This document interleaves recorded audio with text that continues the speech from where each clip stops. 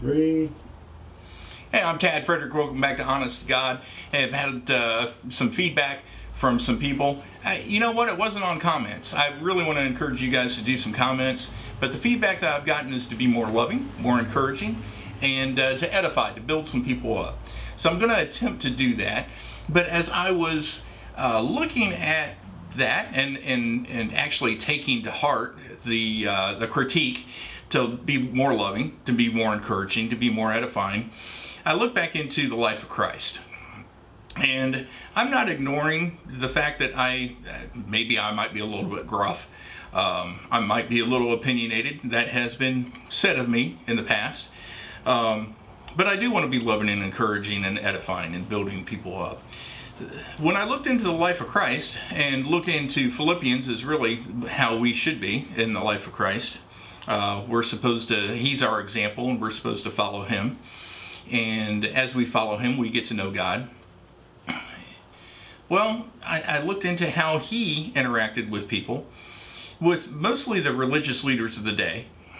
They were known as Pharisees. There were some Sadducees, and there were some other people that were involved. And when I look into the life of Christ that we see in God's Word, he was not the best friend of the Pharisees, of the religious establishment. As a matter of fact, he tried to help the people that were caught in that establishment to remove themselves from it.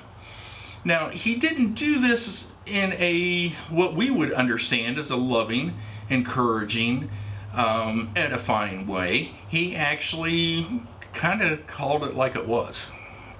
When the money changers, the people who are actually making a profit in the synagogue, when Jesus was around, he went and pretty much kicked tail.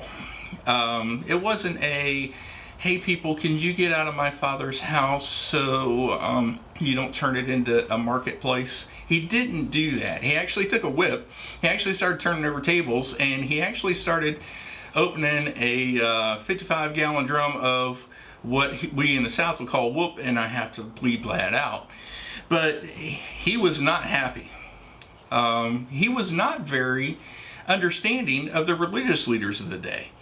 So I'm not calling myself Jesus by any stretch of the imagination, but I do want to be loving. I do want to be encouraging, and I do want to help build the saints up. So what would Jesus do? Well, I believe that Jesus would try and let you understand that the way to get to know God is not through listening to a pastor tell you what to believe. It's not by having social functions.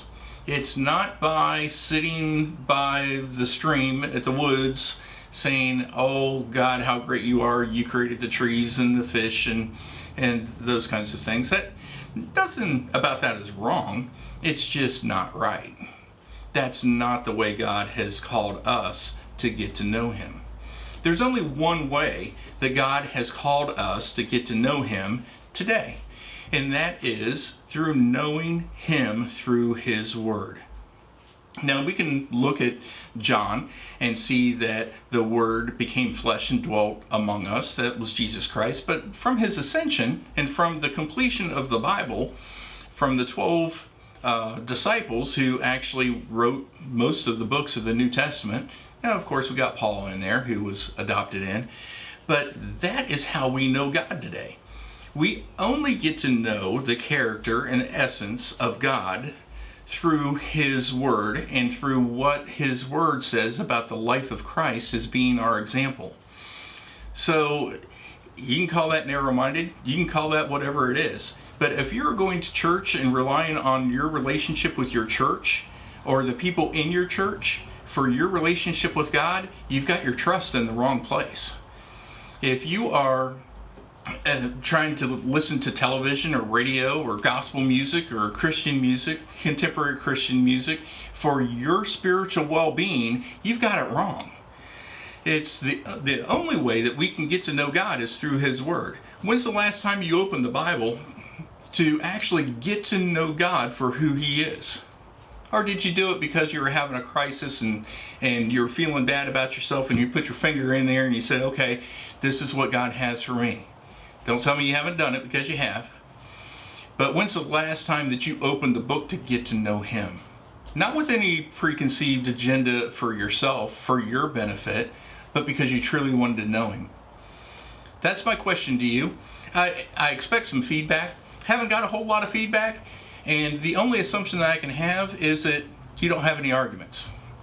You don't have any examples where I'm wrong. I know that's not true, but I also know that nobody's interacting with me in these videos. So we have one or two. Bill the Atheist, want to thank him for putting a shout out. Want to thank John Thompson for putting a shout out. The rest of you, I don't know if it's apathy, just don't care. I don't know if it's because I'm absolutely correct and you have no arguments whatsoever with what I'm telling you, because it's straight out of God's Word. But I want to encourage you to give some feedback. Love to edify you, encourage you to get to know God through His Word. I'd like to give you the tools to be able to get to know God through His Word without intervention from man. And it's because I love God and I love you.